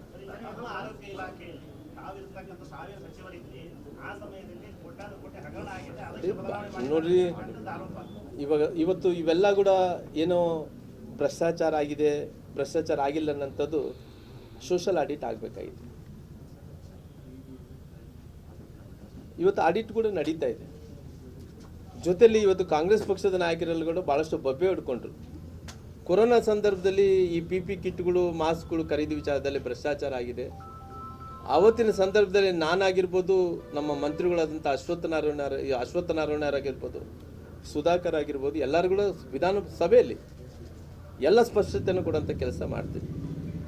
ಹಾಗಾಗಿ ಇವತ್ತು ಆರೋಗ್ಯ ಇಲಾಖೆಯಲ್ಲಿ ಒಂದು ನಯಾ ಪೈಸೆ ಕೂಡ ಭ್ರಷ್ಟಾಚಾರ ಆಗಲಿಲ್ಲ. ಆ ರೀತಿ ಏನಿಲ್ಲ. ಮುಂಚೆಯಿಂದ ಕೂಡ ಆರೋಗ್ಯ ಇಲಾಖೆ ಮತ್ತು ವೈದ್ಯಕೀಯ ಇಲಾಖೆ ಎರಡು ಕೂಡ ಒಂದಿದ್ರೆ ಅಡ್ಮಿನಿಸ್ಟ್ರೇಷನ್ ಪಾರ್ಟಿಂದ ಚೆನ್ನಾಗಾಗುತ್ತೆ. ಯಾಕೆ ಉದಾಹರಣೆಯಾಗಿ ಎಲ್ಲ ಮೆಡಿಕಲ್ ಕಾಲೇಜುಗಳು ಜಾಸ್ತಿ ಆಗ್ತಾ ಇದ್ದಾವೆ. ಉದಾಹರಣೆಗೆ ಮೆಡಿಕಲ್ ಕಾಲೇಜುಗಳು ಜಾಸ್ತಿ ಆಗೋಂಥ ಟೈಮಲ್ಲಿ ಒಂದು ಡೀನು ಮೆಡಿಕಲ್ ಎಜುಕೇಷನ್ ಕೆಳಗಡೆ ಬರ್ತಾರೆ, DHOರು ನಮ್ಮ ಇಲಾಖೆ ಕಡೆ ಬರ್ತಾರೆ. ಅವರಲ್ಲಿ ಕಮ್ಯುನಿಕೇಷನ್ನು ಅಲ್ಲಿ ಸ್ವಲ್ಪ ತೊಂದರೆ ಆಗ್ತಾ ಇರೋ ಕಾರಣ ಎರಡು ಒಂದೇ ಕಡೆ ಇರೋ ಕಡೆ ಅಡ್ಮಿನಿಸ್ಟ್ರೇಷನ್ದಿಂದ ಸರಿ ಆಗ್ಬೋದು, ಇವತ್ತು ಕೋವಿಡ್ ಸಂದರ್ಭದಲ್ಲಿ ಕೂಡ ಅನುಕೂಲ ಆಗ್ಬೋದು ಅನ್ನೋಂಥ ಕಾರಣದಿಂದ ಈ ನಿರ್ಧಾರವನ್ನು ತೊಗೊಂಡಿದ್ವಿ. MP ಸಾಹೇಬರು ಮಾತಾಡ್ತಾರೆ.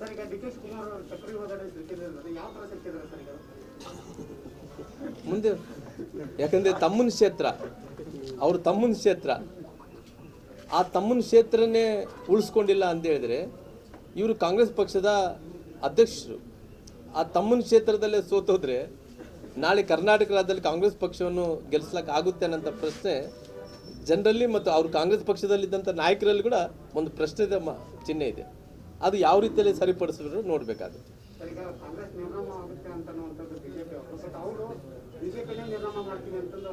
ನೋಡೋಣ ಈ ಫಲಿತಾಂಶಗಳೇ ಉತ್ತರವನ್ನು ಕೊಡಬೇಕಾಗ್ತದೆ.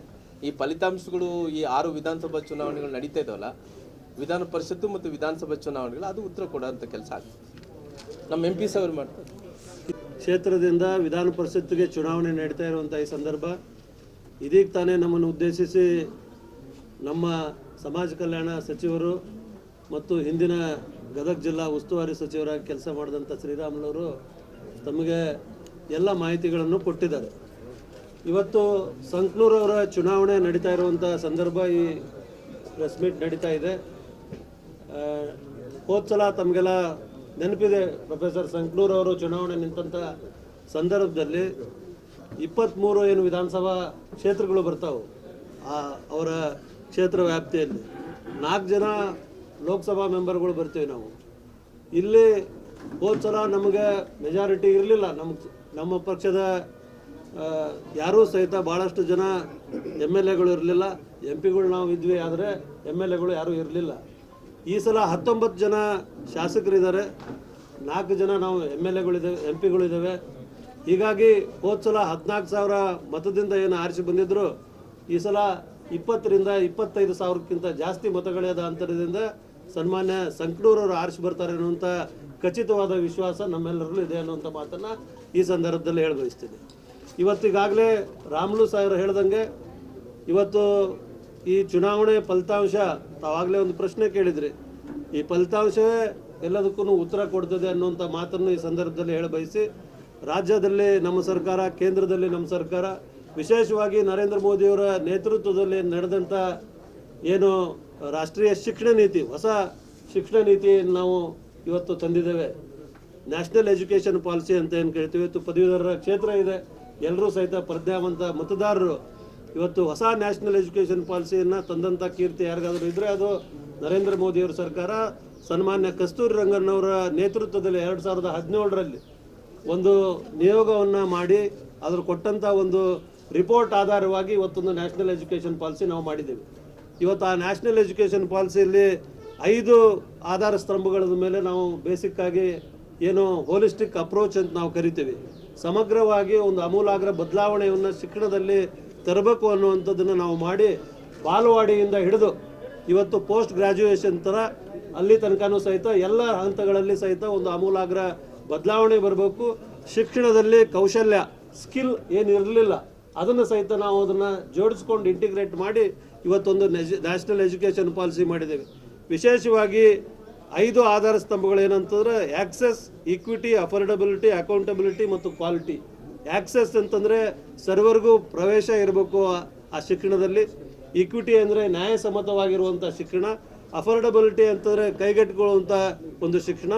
ಅಕೌಂಟಬಿಲಿಟಿ ಅಂದರೆ ಹೊಣೆಗಾರಿಕೆ ಇರುವಂಥ ಒಂದು ಶಿಕ್ಷಣ. ಮತ್ತು ಕ್ವಾಲಿಟಿ, ಗುಣಮಟ್ಟದ ಒಂದು ಶಿಕ್ಷಣವನ್ನು ಕೊಡಬೇಕು. ಮತ್ತು ಆಗಲೇ ನಾನು ಹೇಳ್ದಂಗೆ ಬಾಲವಾಡಿಯಿಂದ ಹಿಡ್ಕೊಂಡು ಪೋಸ್ಟ್ ಗ್ರ್ಯಾಜುಯೇಷನ್ ತನಕ ಅದರಲ್ಲಿ ಅಪ್ಸ್ಕಿಲ್ಲಿಂಗ್ ಅಂತ ನಾವೇನು ಕರಿತೇವೆ, ಕೌಶಲ್ಯವನ್ನು ಇಂಟಿಗ್ರೇಟ್ ಮಾಡುವಂಥ ಒಂದು ಶಿಕ್ಷಣವನ್ನು ಕೊಡುವಂಥ ಒಂದು ಮಾಡ್ತಾ ಇದ್ದರೆ, ಇವತ್ತು ಇಡೀ ದೇಶದಲ್ಲಿ ಯಾವುದಾದ್ರೂ ರಾಜ್ಯ ಸರ್ಕಾರ ಅದನ್ನು ಮೊಟ್ಟ ಮೊದಲೇ ಬಾರಿಗೆ ಜಾರಿ ತರ್ತಾ ಇರೋದು ಯಾರ್ದಾದ್ರೂ ಇದ್ದರೆ ಅದು ಸನ್ಮಾನ್ಯ ಯಡಿಯೂರಪ್ಪನವರ ಭಾರತೀಯ ಜನತಾ ಪಾರ್ಟಿಯ ಸರ್ಕಾರ ಅನ್ನುವಂಥ ಮಾತನ್ನು ಸಹಿತ ಈ ಸಂದರ್ಭದಲ್ಲಿ ನಾನು ಹೇಳಬೇಕಾಗ್ತದೆ.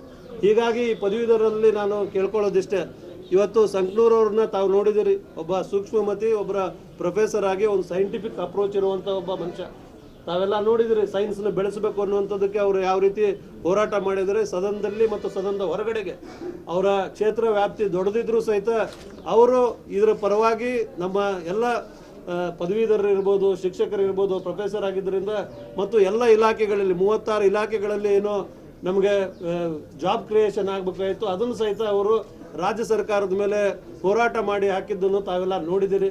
ನಾನು ಕಳಕಳಿಯಿಂದ ವಿನಂತಿ ಮಾಡ್ಕೊಳ್ಳೋದಿಷ್ಟ ಎಲ್ಲ ಪದವೀಧರರಿಗೆ, ಇವತ್ತು 75,000 ಮತದಾರರಿರುವಂಥ ಈ ಕ್ಷೇತ್ರ 23,000 ಮತದಾರರು ಹಾವೇರಿಯಲ್ಲಿದ್ದಾರೆ, 22,000 ಮತದಾರರು ಧಾರವಾಡ ಜಿಲ್ಲೆಯಲ್ಲಿದ್ದಾರೆ, 16,000 ಮತದಾರರು ಗದಗ್ನಲ್ಲಿದ್ದಾರೆ, 13,000 ಮತದಾರರು ಉತ್ತರ ಕನ್ನಡದಲ್ಲಿದ್ದಾರೆ.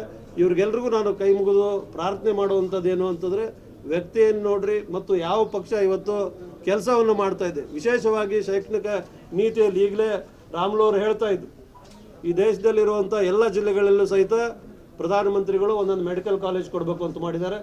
ಇವೀಗ ತರ ಬಂದಂಥ ನಮ್ಮ ಜಿಲ್ಲಾ ಅಧ್ಯಕ್ಷರಾದಂಥ ಮಾಲ್ ಶೆಟ್ಟರಿಗೆ ಮೇಲ್ಗಡೆ ಬರಬೇಕು ಅನ್ನೋಂಥ ಶಿಕ್ಷಣಕ್ಕೆ ತಮಗೆಲ್ಲ ಗೊತ್ತಿದೆ. ಹಾವೇರಿ ಗದಗಲ್ಲೂ ಸಹಿತ ಹಿಂದೆ ಸನ್ಮಾನ್ಯ ಸಿ ಪಾಟೀಲ್ರು ನಮ್ಮ ರಾಮುಲು ಇದ್ದಂಥ ಸಂದರ್ಭದಲ್ಲಿ ಹಿಂದಿನ ಸರ್ಕಾರದಲ್ಲಿ ಇಲ್ಲಿ ಮೆಡಿಕಲ್ ಕಾಲೇಜ್ ಆಗಿರುವಂಥದ್ದು, ಹಾವೇರಿಯಲ್ಲಿ ಸಹಿತ ಇಂಜಿನಿಯರಿಂಗ್ ಕಾಲೇಜ್ ಆಗಲಿ, ಇವೆಲ್ಲವನ್ನೂ ಸಹಿತ ಮಾಡಿಕೊಟ್ಟಂತೂ BJP ಸರ್ಕಾರ ಅನ್ನುವಂಥದ್ದನ್ನ ನಮ್ಮ ಪ್ರಜ್ಞಾವಂತ ಮತದಾರರಾದಂಥ ಪದವೀಧರದಾರರು ಏನಿದ್ದೀರಿ ನಮ್ಮ ಕ್ಷೇತ್ರದಲ್ಲಿ ತಾವೆಲ್ಲ ಗಮನ ಹರಿಸಿದಿರಿ ಅಂತ ನಾನು ಭಾವಿಸ್ತೇನೆ. ನನ್ನ ಕಳಕಳಿ ವಿನಂತಿ ಇಷ್ಟೇ, ಇವತ್ತು ಹೋದ್ಸಲ ಯಾವ ಮತವನ್ನು ಕೊಟ್ಟು ಅವ್ರು ಆಶೀರ್ವಾದ ಮಾಡಿದ್ರಿ, ಅವರೇನು ಮಾಡಿದಂಥ ಕೆಲಸಗಳನ್ನು ಸಹಿತ ನಿಮ್ಮ ಮುಂದೆ ಇಟ್ಟಿದ್ದಾರೆ. ಇನ್ನೂ ಒಂದಷ್ಟು ಕೆಲಸಗಳನ್ನು ಮಾಡುವಂಥದ್ದಿದೆ. ಸದನದ ಒಳಗೆ ಸದನದ ಹೊರಗಡೆಗೆ ಅವರ ಹೋರಾಟಕ್ಕೆ ತಮ್ಮೆಲ್ಲರ ಬೆಂಬಲ ಇರಲಿ, ಅತ್ಯಧಿಕ ಮತಗಳಿಂದ ಅವ್ರನ್ನ ಆರಿಸ್ತಿರಬೇಕು ಅನ್ನುವಂಥ ಕಳಕಳಿ ವಿನಂತಿಯನ್ನು ಮಾಡಿ ನನ್ನ ಮಾತುಗಳನ್ನು ವೀಕ್ಷಕರೇ, ಇದುವರೆಗೆ ಸಮಾಜ ಕಲ್ಯಾಣ ಇಲಾಖೆಯ ಸಚಿವರಾದ ಶ್ರೀರಾಮುಲು ಅವರ ಮಾತುಗಳನ್ನು ಕೇಳಿದಿರಿ. ಜೊತೆಗೆ ಸಂಸದರಾದ ಶಿವಕುಮಾರ್ ಉದಾಸಿ ಅವರ ಮಾತುಗಳನ್ನು ಕೇಳಿದಿರಿ. ಸಚಿವ ಬಿ ಶ್ರೀರಾಮುಲು ಹೇಳಿದ್ದು ಇಷ್ಟೇ, ಕೇಂದ್ರ ಮತ್ತು ರಾಜ್ಯ ಸರ್ಕಾರಗಳು ಅಭಿವೃದ್ಧಿ ಪರವಾದಂಥ ಕೆಲಸಗಳನ್ನು ರಾಜ್ಯದಲ್ಲಿ ಮಾಡ್ತಾ ಇದ್ದಾವೆ. ಪ್ರಧಾನಿ ನರೇಂದ್ರ ಮೋದಿಜಿ, ರಾಜ್ಯದ ಮುಖ್ಯಮಂತ್ರಿಗಳು BS ಯಡಿಯೂರಪ್ಪನವರು ಮಾಡಿದ ಅಭಿವೃದ್ಧಿ ಕೆಲಸಗಳು ನಮ್ಮ ಈ ಚುನಾವಣೆಗೆ ಅನುಕೂಲಕರವಾಗಿದೆ. BJP ಪರವಾಗಿರುವಂಥ ಎಲ್ಲ ಏನು ಅಭ್ಯರ್ಥಿಗಳಿದ್ದಾರೆ ಅವರು ಗೆಲುವನ್ನು ಸಾಧಿಸ್ತಾರೆ. ರಾಜ್ಯದಲ್ಲಿರುವ 4 ಕ್ಷೇತ್ರಗಳಲ್ಲಿ ಶಿಕ್ಷಕರ ಮತ್ತು ಪದವೀಧರ ಕ್ಷೇತ್ರದಲ್ಲಿ ಕೂಡ ಗೆಲುವು ಸಾಧಿಸ್ತಾರೆ.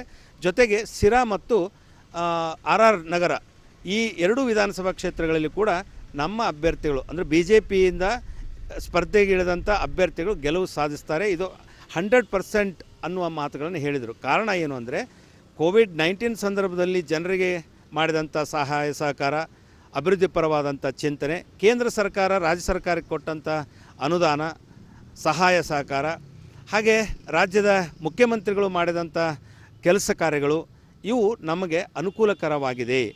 ಆ ಹಿನ್ನೆಲೆಯಲ್ಲಿ BJP ಅಭ್ಯರ್ಥಿಗೆ ಮತದಾರರು ಏನು ಸಾಥ್ ಕೊಡ್ತಾ ಇದ್ದಾರೆ, ಅಂದರೆ BJP ಪರವಾಗಿ ಮತಗಳು ಬೀಳ್ತವೆ. ಸೊ ಹಾಗಾಗಿ ನಮ್ಮ ಗೆಲುವು ಖಚಿತವಾಗಿದೆ ಅಂತ. ಅದರ ಜೊತೆಗೆ DK ಶಿವಕುಮಾರ್, ವಿರೋಧ ಪಕ್ಷದ ನಾಯಕರಾದಂಥ ಸಿದ್ದರಾಮಯ್ಯನವರು ಮತ್ತು ಕಾಂಗ್ರೆಸ್ ಇವರೆಲ್ಲ ಹತಾಶರಾಗಿ ಆಡಳಿತ ಪಕ್ಷದ ವಿರುದ್ಧ ಅಂದರೆ BJP ವಿರುದ್ಧ ಮಾತನಾಡ್ತಾ ಇದ್ದಾರೆ. ಅವ್ರಿಗೆ ಈಗಾಗಲೇ ಗೊತ್ತಾಗಿದೆ ಈ ಮಿನಿ ಚುನಾವಣೆ ಮತ್ತು ಈ ಶಿಕ್ಷಕರ ಮತ್ತು ಪದವೀಧರ ಕ್ಷೇತ್ರದ ಚುನಾವಣೆಗಳು BJP ಪರವಾಗಿವೆ.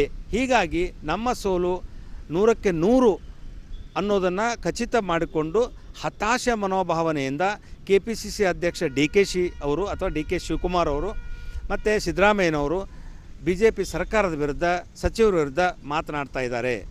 ಇದು ಅವರ ಹತಾಶ ಮನೋಭಾವನೆಯನ್ನು ತೋರಿಸುತ್ತೆ ಅಂತ ಒಂದು ಕಡೆ.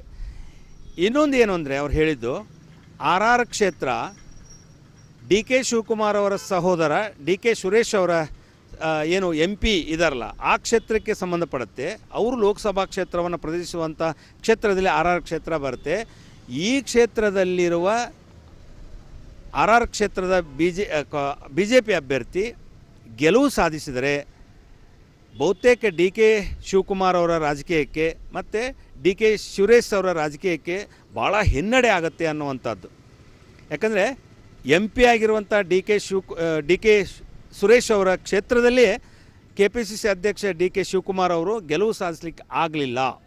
ಅಲ್ಲಿ ಕಾಂಗ್ರೆಸ್ಸಿನ ಅಭ್ಯರ್ಥಿ ಸೋಲ್ತು, BJP ಅಭ್ಯರ್ಥಿ ಗೆಲುವು ಸಾಧಿಸಿದರು.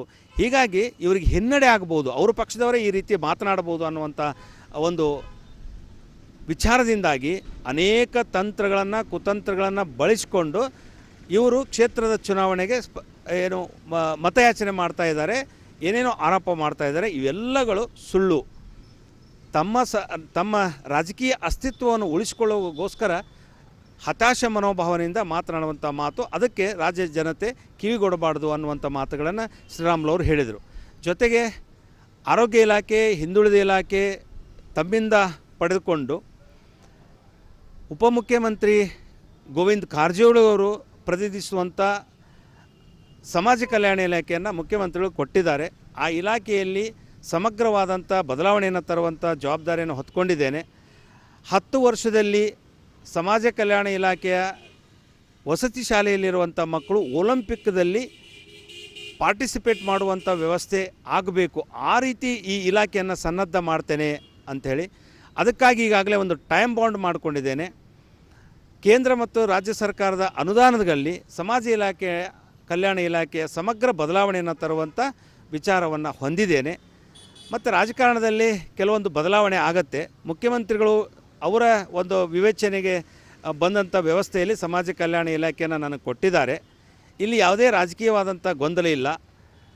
ಸೊ ಅವ್ರು ಕೊಟ್ಟಂಥ ಇಲಾಖೆಯನ್ನು ನಾನು ಸಮರ್ಪಕವಾಗಿ ಅಭಿವೃದ್ಧಿಪರವಾದಂಥ ಇಲಾಖೆಯನ್ನು ಮಾಡ್ತೇನೆ ಅನ್ನುವಂಥ ಮಾತು. ಅದರ ಜೊತೆಗೆ BJP ಸರ್ಕಾರ ಪರಿಪೂರ್ಣವಾಗಿಲ್ಲ ಅನ್ನುವಂಥ ಮಾತನ್ನು ಹೇಳಿದರು ಅವರು.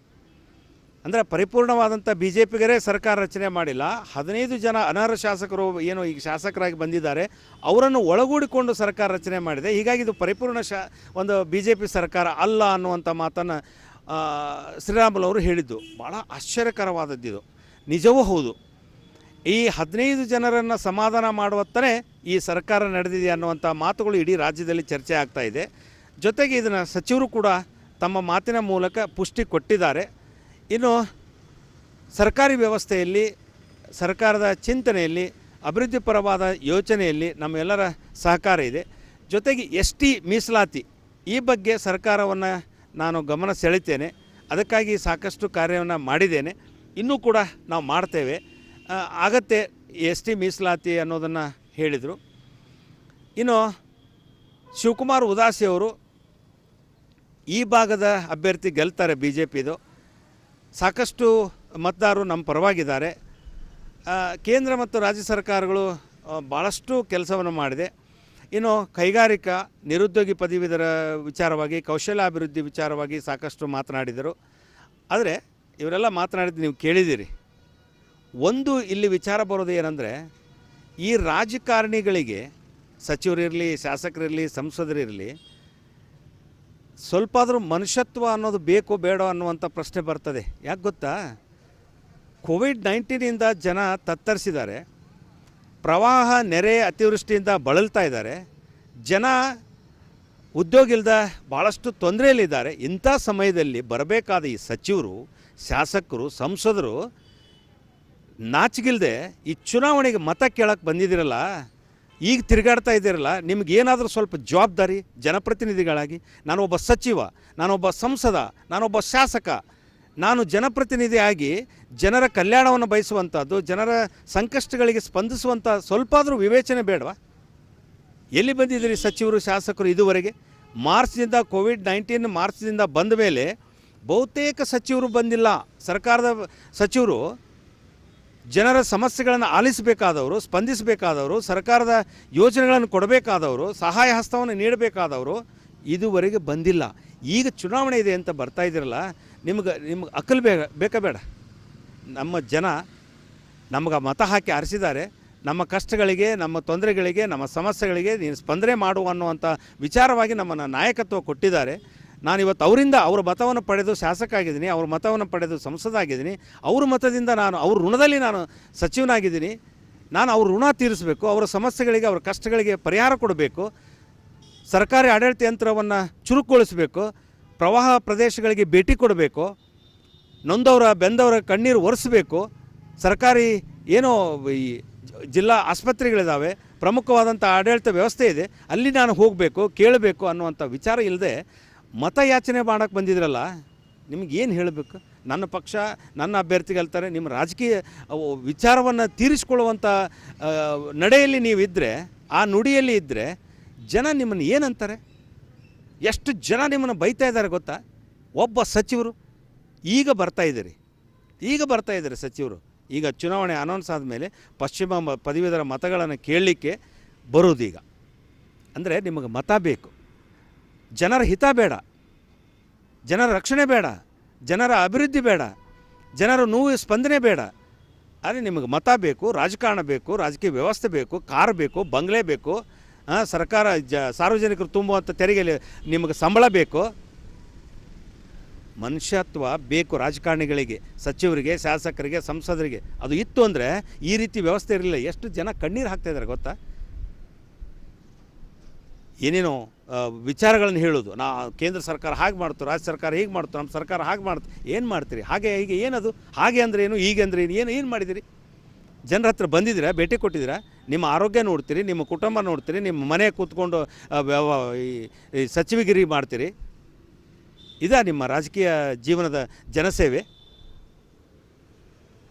ಸಂಕಷ್ಟದಲ್ಲಿದ್ದಾಗ ಯಾವ ಸಚಿವರು, ಯಾವ ಶಾಸಕರು, ಯಾವ ಸಂಸದರು, ಯಾವ ಜನಪ್ರತಿನಿಧಿಗಳು ಸ್ಪಂದಿಸ್ತಾರೋ ಅವರು ನಿಜವಾದ ಜನಪ್ರತಿನಿಧಿಗಳು, ಅವರು ನಾಯಕರು.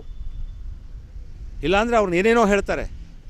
ಆಡಳಿತ ವರ್ಗವನ್ನು ಎಚ್ಚರಿಸಿಗೊಳಿಸಿ ಅಧಿಕಾರಿಗಳನ್ನು ಹತೋಟಿಗೆ ತಂದು ಆಗುವಂಥ ಅವ್ಯವಹಾರಗಳನ್ನು ತಡಿಸಿ ಜನರಿಗೆ ಬೇಕಾದಂಥ ಸೌಲಭ್ಯಗಳನ್ನು ಕೊಡಿಸುವಂಥ ವ್ಯವಸ್ಥೆ ಆಗಬೇಕಾದ ಈ ನೋವಿನ ಸಮಸ್ಯೆಯಲ್ಲಿರುವಂಥ ಇಂಥ ಸಂದರ್ಭದಲ್ಲಿ ನಿಮಗೆ ಮತ ಕೇಳಕ್ಕೆ ಬರ್ತಾ ಇದ್ದೀರಲ್ಲ,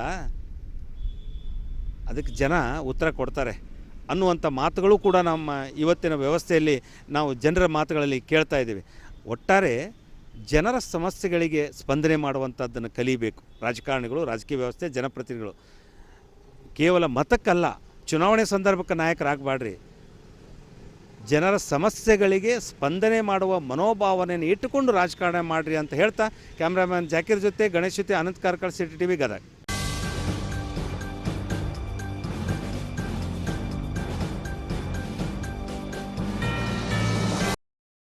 ಈ ಸಂದರ್ಭದಲ್ಲಿ ಬಸವಂತಪ್ಪ ತಳವಾರ್ ಮಾತನಾಡಿ, ಸರ್ಕಾರದ ಸೂಚನೆಯಂತೆ ಎಲ್ಲರೂ ಮಾಸ್ಕ್ ಮತ್ತು ಸ್ಯಾನಿಟೈಸರ್ ಬಳಸಿಕೊಂಡು ಮುಂಜಾಗ್ರತಾ ಕ್ರಮ ಕೈಗೊಂಡು ದೇವಿ ಪುರಾಣ ಆಚರಿಸಬೇಕೆಂದು ಗ್ರಾಮಸ್ಥರಿಗೆ ಕರೆ ನೀಡಿದ್ದರು. ಪ್ರವಚನಕಾರರಾಗಿ ಷಡಕ್ಷರಯ ಸಾಲಿಮಠ್ ಕಲಯ ಮಠದ ಆಗಮಿಸಿದ್ದರು. ಈ ಸಂದರ್ಭದಲ್ಲಿ ಎಎಸ್ ಗೌಡರ್, ಎಚ್ಬಿ ಮುದೇನ್ಗುಡಿ, ಸಿಟಿ ಅಂಗಡಿ, ರಂಗನಗೌಡ ದೊಡ್ಡಗೌಡರ್, ಭರಮಗೌಡ ಸೋಮನಗೌಡರ್, ಎಂಎಚ್ ಜಂತ್ಲಿ, ಹನುಮಂತಗೌಡ ಗೌಡರ್, ಎಸ್ಎ ಆಲೂರ್, ಮಲ್ಲಪ್ಪ ಅಂಗಡಿ, ರಮೇಶ್ ಗೂಳಪ್ಪನವರ್, ಭದ್ರಯ್ಯ ರಶ್ಮಿ, ಬಸವರಾಜ್ ನವಚಿತ್ರ, ಎಚ್ಸಿ ಪೂಜಾರ್ ಮುಂತಾದವರು ಪಾಲ್ಗೊಂಡಿದ್ದರು. ದೇವಿ ಪುರಾಣದ ಈ ಸಮಾರಂಭದ ಪೌರಾಣಿಕರಾಗಿರ್ತಕ್ಕಂಥ ಷಡಕ್ಷರ ಶಾಸ್ತ್ರಿಗಳವರೇ, ಈ ಸಮಾರಂಭದ ಮುನ್ನೂರುವ ಪುರಾಣವನ್ನು ಪ್ರವಚನ ಮಾಡತಕ್ಕಂಥ ನಮ್ಮ ಕಲೆ ಮಾಸ್ಟರ್ ಅವರೇ, ಹಾಗೂ ತಬಲಾಜಿ ಅವರೇ, ಹಾಗೂ ರೇವಣ ಸಿದ್ದೇಶ್ವರಿ ಹುಗಾರವರೇ, ಹಾಗೂ ಗ್ರಾಮದ ಹಿರಿಯರೇ, ಭಾಳ ಪ್ರತಿ ವರ್ಷದಂತೆ ಈ ವರ್ಷವು 84ನೇ ಇಸ್ವಿಯ ಒಂದು ವರ್ಷದ ಪುರಾಣವನ್ನು ಅದ್ದೂರಿಯಿಂದ ಕಾರ್ಯಕ್ರಮ ಗ್ರಾಮದ ಹಿರಿಯರು, ಯುವಕರು ಕಾರ್ಯಕ್ರಮ ಇವತ್ತು ದಿವಸ ಹಮ್ಮಿಕೊಂಡಾರೆ. ಈಗಾಗಲೇ ಗ್ರಾಮದ ಹಿರಿಯರು ಮಾತನಾಡಿದರು. ಗ್ರಾಮದಲ್ಲಿ ಯಾವುದೇ ಕಾರ್ಯಕ್ರಮ ಇರಲಿ ಎಲ್ಲರೂ ಕೂಡಿಕೊಂಡು ಒಕ್ಕಟ್ಟಾಗಿ ಪ್ರಸ್ತಾವ ಮಾಡಬೇಕು. ಪ್ರಸ್ತಾವ ಮಾಡಿದಾಗ ಭಾಳ ಸಂತೋಷ ಆಯಿತು.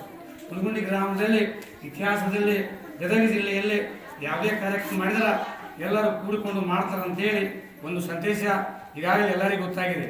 ಇನ್ನೊಂದು ನೋವೇನಂದ್ರೆ ಗುಡಿ ಗುಂಡಾರಗಳು ಇನ್ನೂ ಭಾಳ ಕಷ್ಟ ಆಗಿಲ್ಲ ಅಂತ ಪ್ರಸ್ತಾವ ಬಂತು. ಈಗಾಗಲೇ ಸರ್ಕಾರಕ್ಕೆ ಪ್ರಸ್ತಾವನೆ ಸಾಕಷ್ಟು ಮಾಡಿದ್ದೇವೆ. ಈಗಾಗಲೇ ಬೀರಲಿಂಗೇಶ್ವರ ಗುಡಿ ಬಗ್ಗೆ ಮಾತನಾಡಿದರು. ಸರ್ಕಾರದಿಂದ ಸಾಕಷ್ಟು ಅನುದಾನವನ್ನು ಕೊಡಿಸಿದ್ದೇವೆ. ಆದರೆ ಇನ್ನೂ ದೊಡ್ಡ ಅಮೌಂಟು ಇರುವುದರಿಂದ ಅದು ಅರ್ಧಕ್ಕೆ ನಿಂತಿದೆ. ಎಲ್ಲ ಗ್ರಾಮದ ಗುರಿಯರು ಬೀರಲಿಂಗೇಶ್ವರ ಗುಡಿ ಅಷ್ಟೇ ಅಲ್ಲ, ಹುನಗುಂಡಿ ಗ್ರಾಮದಲ್ಲಿ ಇರತಕ್ಕಂಥ ಯಾವುದೇ ದೇವಸ್ಥಾನ ಇರಲಿ ಎಲ್ಲರೂ ಹಿರಿಯರು ಒಪ್ಕೊಂಡು ಸಹಕಾರ ಮಾಡಿಕೊಂಡು ಆ ಗುಡಿಯನ್ನು ಪುನಃ ನಾವು ಎಲ್ಲರ ಚೇತನ ಮಾಡಿ ಕಟ್ಟಡವನ್ನು ಪೂರ್ಣ ಮಾಡೋಣ ಎಂದು ಗ್ರಾಮದ ಹಿರಿಯರಿಗೆ ಎಲ್ಲರಿಗೆ ಇವತ್ತಿನ ದಿವಸ ನಾನು ಗ್ರಾಮದ ಹಿರಿಯರ ಮನವರಿಕೆ ಮಾಡ್ತೇನೆ. ಯಾಕಪ್ಪ ಅಂದ್ರೆ ಎಲ್ಲರ ಹಿರಿಯರು ಗ್ರಾಮದಲ್ಲಿ ಪುರಾಣ ಇರ್ಬೋದು, ಈ ಕೀರ್ತನೆ ಇರ್ಬೋದು, ಎಲ್ಲರೂ ಕೂಡಿಕೊಂಡು ಒಂದು ಒಗ್ಗಟ್ಟಾಗಿ ಮಾಡಿದ್ರೆ ಕೆಲಸ ಆಕೈತಿ. ಅವರ ಅಕ್ಷರ ಅವರ ಮಾಡಿ ಅಂದ್ರೆ ಯಾಕೆ ಕೆಲಸಕ್ಕೂ ಆಗೋದಿಲ್ಲ. ದಯಮಾಡಿ ಇವತ್ತಿನ ದಿವಸ ನಮ್ಮ ಶಾಸ್ತ್ರಿಯವರು ಪುರಾಣಿಕರು 84 ವರ್ಷದಿಂದ ಸತತವಾಗಿ ಪ್ರಯತ್ನ ಮಾಡಿಕೊಂಡು ಬಂದಿದ್ದಾರೆ. ಇವತ್ತಿನ ದಿವಸ ತಮ್ಮ ಗಮನಕ್ಕೆ ತರುವುದೇನೆಂದರೆ, ಸರ್ಕಾರವು ಸುಮಾರಾಗಿ ಕರೋನಾ 19 ಭಾಳ ಕಡೆಯಿತು. ನಮ್ಮ ಕರ್ನಾಟಕ ರಾಜ್ಯದ ಅಷ್ಟೇ ಅಲ್ಲ, ಈ ಭಾರತ ದೇಶದಲ್ಲಿ ಕರೋನಾ ಭಾಳ ಕಡೆ ಐತಿ. ಸರ್ಕಾರ ಕಟ್ಟುನಿಟ್ಟಾಗಿ ಆದೇಶ ಮಾಡೈತಿ. ಆ ಕಟ್ಟುನಿಟ್ಟಿನ ಪಾಲನೆಗಳನ್ನು ಈ ಪುರಾಣ ನಾನು ಹೋಗಿ ಹೇಳ್ತೀನಿ. ಈ ಹುಣಗುಣಿ ಗ್ರಾಮದಲ್ಲಿ ಗ್ರಾಮ ದೇವತೆ ದೇವಸ್ಥಾನ ವಿಜಯದಶಮಿ ನಿಮಿತ್ತ ಪುರಾಣ ಹಚ್ಚಲು ಅನುಮತಿ ನೀಡಬೇಕು ಕೇಳಿದ್ದೀರಿ. ದಯಮಾಡಿ ಈ ಮೇಲಿರುವ ಕಾಣಿಸಿದ ಷರತ್ತುಗಳನ್ನು ತಮ್ಮ ಗ್ರಾಮದಲ್ಲಿ ಕಂಡೀಷನ್ ಆಗಿ ಇರಬೇಕು. 1, ಗ್ರಾಮ ದೇವತೆ ದೇವಸ್ಥಾನದಲ್ಲಿ ವಿಜಯದಶಮಿ ಪುರಾಣ ಕಾರ್ಯಕ್ರಮದಲ್ಲಿ 50ಕ್ಕಿಂತ ಹೆಚ್ಚು ಜನರು ಸೇರುವಂತಿಲ್ಲ. ಕಂಡೀಷನ್ 2, ಎಲ್ಲರೂ ಕಡ್ಡಾಯವಾಗಿ ಮಾಸ್ಕ್ ಹಾಗೂ ಹ್ಯಾಂಡ್ ಸ್ಯಾನಿಟೈಸರ್ ಬಳಸುವುದು ಕಡ್ಡಾಯವಾಗಿರುತ್ತದೆ. ನಂಬರ್ 3, ಸಾಮಾಜಿಕ ಅಂತರವನ್ನು ಕಾಯ್ದುಕೊಳ್ಳಬೇಕು. ನಂಬರ್ 4, ಯಾವುದೇ ಕಾರ್ಯಕ್ರಮದಲ್ಲಿ ಭಾಗವಹಿಸುವವರು ಸುರಕ್ಷಿತ ಕ್ರಮವನ್ನು ಕೈಗೊಳ್ಳಬೇಕು. ದಯಮಾಡಿ ನಾಳೆಯಿಂದ ಕಟ್ಟುನಿಟ್ಟಾಗಿ ಯಾರಿಗೂ ಮಾಸ್ಕ್ ಇಲ್ಲ ಅಂದ್ರೆ ಹೇಳಿ, ನಾವು ಮಾಸ್ಕ್ ತರಿಸ್ಕೊಡ್ತೀವಿ. ಒಂದು ನೂರು ಮಾಸ್ಕ್ ಹೋದ್ರೂ ಚಿಂತಿಲ್ಲ. ಎಲ್ಲರೂ ಮಾಸ್ಕ್ಗಳನ್ನು ಕಡ್ಡಾಯವಾಗಿ ಧರಿಸಬೇಕು, ಸ್ಯಾನಿಟೈಸರ್ ಇರಬೇಕು. ಈ ಕಾರ್ಯಕ್ರಮದಲ್ಲಿ ಒಂದು ಮಾತನಾಡಬೇಕಿದೆ. ಗ್ರಾಮದ ಹಿರಿಯರಿಂದ ಒಂದು ಪುರಾಣಿಕರಿಗೆ ಧನ್ಯವಾದಗಳು ಸಲ್ಲಿಸುತ್ತೇನೆ.